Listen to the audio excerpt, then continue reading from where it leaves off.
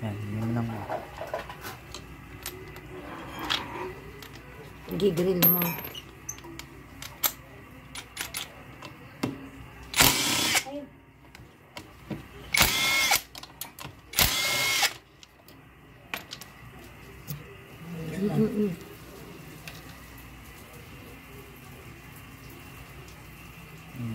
Nostril.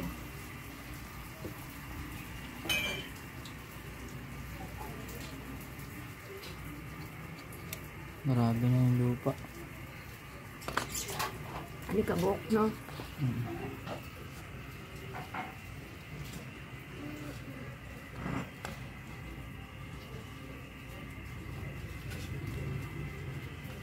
Ano yun yung lining?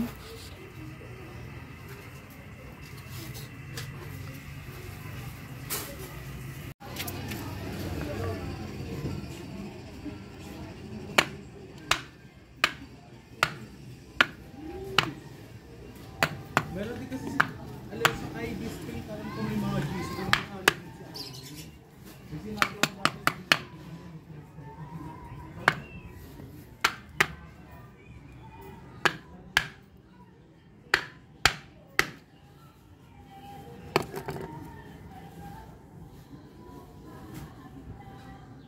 Grabe oh.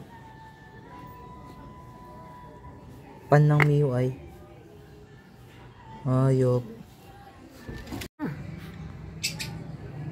Yan, ganyan.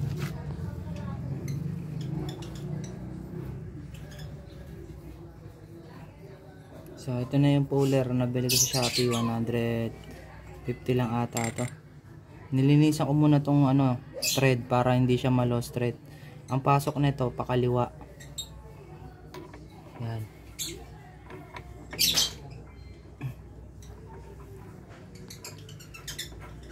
Ayan o, pakaliwa ang pihit.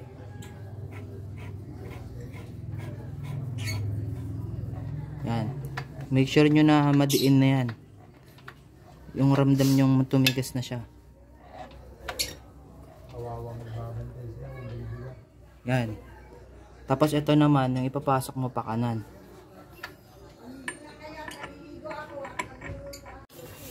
Yan, nilagyan ko dito pangkalang, wala akong Y-tools eh. Pangontra lang naman kasi pag gano'n ang niyan, pakanan ng ikot nito. Tapos ito, yung malaki pakaliwa. Ito, pakanan. So, yan. 17 yung sukat niya. 17 socket range. Ano? Ayan. Ayan. Ako mo na. Ito. Ayan. Tutok mo lang dito, ma. Ganyan mo lang. Ayan. Yan.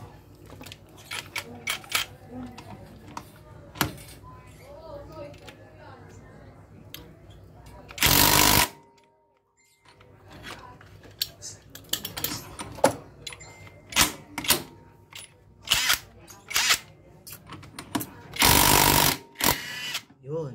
Kita nyo? Malas na. Grabe. Libag. Yun yan. Tataktak ko yung dumi ah.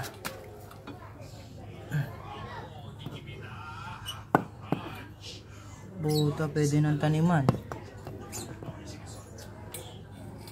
Kaya maglinis na kayo. So yan. Lilinisin na lang natin yan. Tatanggalin natin yung kalawang nya. Yan. Tapos ito, yan, pipihitin nyo lang ulit yung pakaliwa. So, wala tayong ibang gagamitin kay Clinica Moto. Yan, Clinica Moto to, try natin ulit. Yan, pwede basahin yan, kasi actually nababasa talaga yan. Yan.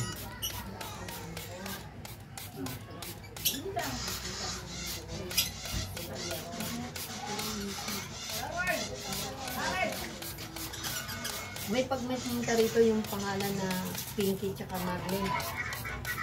Di mo wala dito na kay Salandana.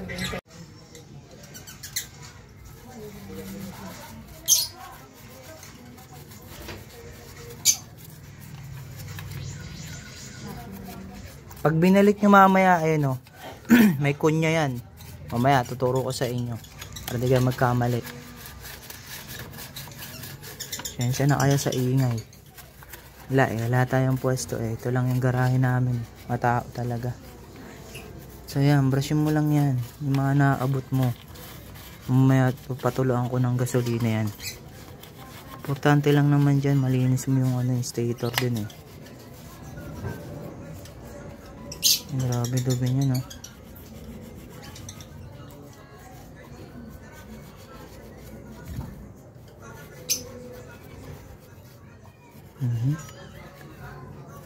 Maraming dumi.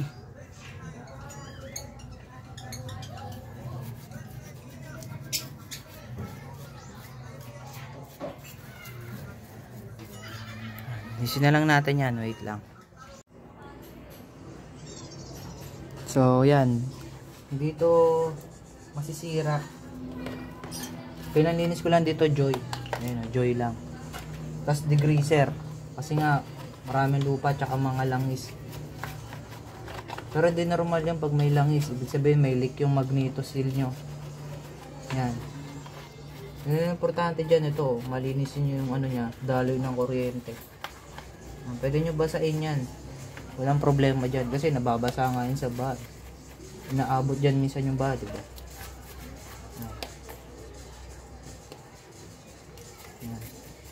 Minsan nyo rin yung thread. Tapos yan, banawan nyo yung tubig.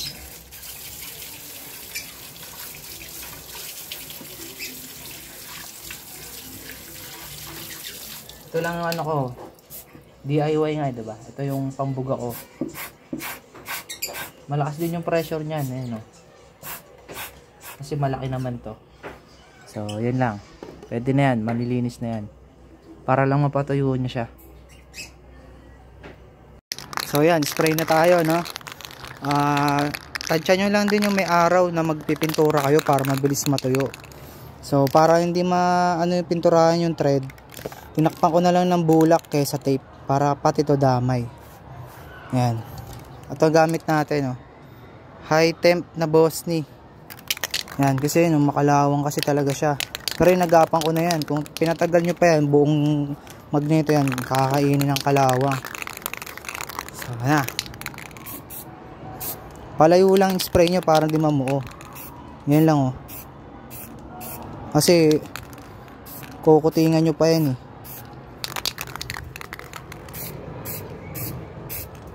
Yan, palayo lang. Para flat siya, di ba? Ayun, ganyan, oh.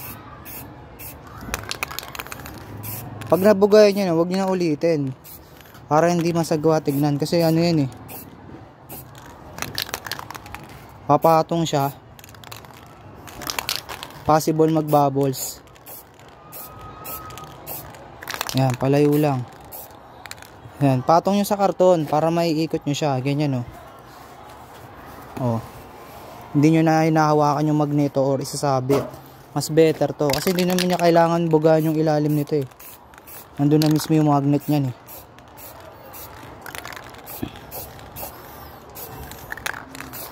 Yan. Tulad niya, gaya nyo lang yung pagbubuga ko. Ilayo nyo.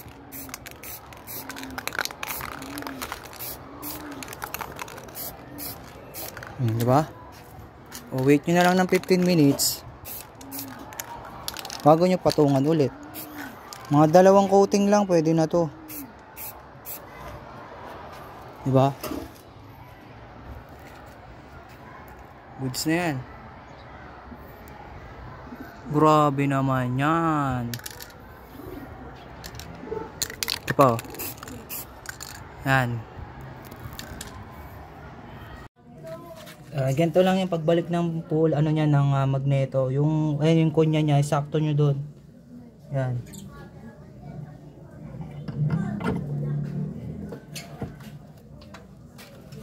Ulo.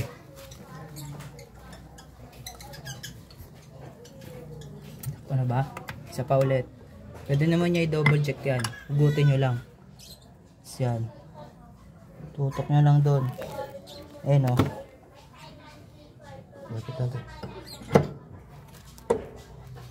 Yan. Double check nyo kung nakalusot na. So yan, nakatutok na yung ano nya, magneto nya. Tapos washer yan. Ito, huwag nyo itong kakalimutan. Balik nyo yan. Ayan lang. Tulak nyo lang siya.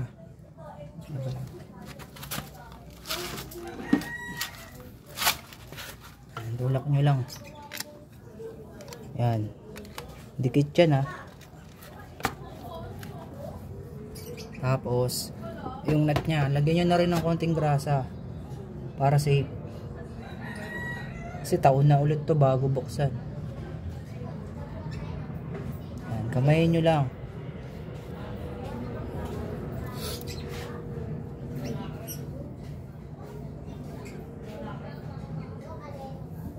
Yan. Spunas.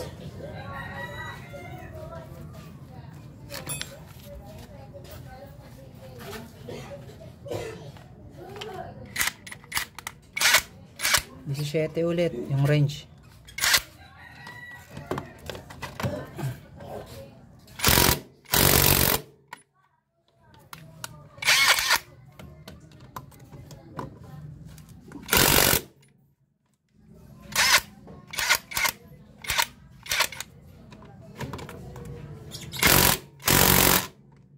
Okay na yun. Pag na double check nyo lagi yung pagkakalak.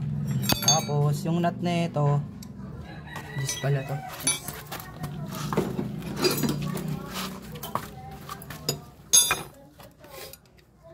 Yung pagbabalik na ito ng pan, huwag nyo na i-impact wrench. Ano nyo lang.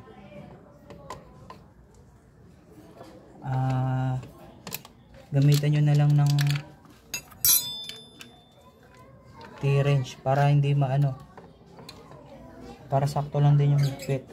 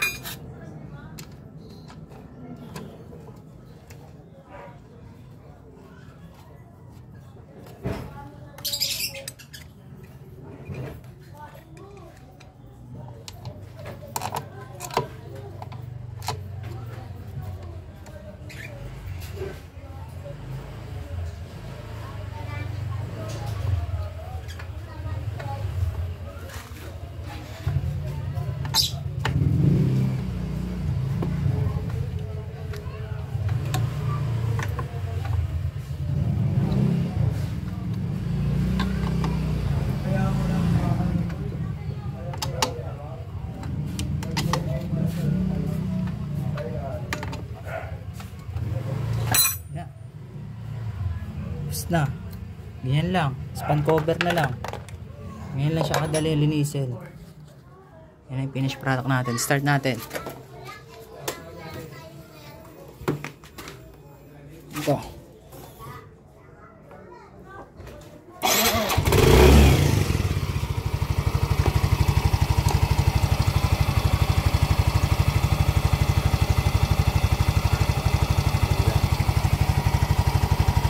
Diba?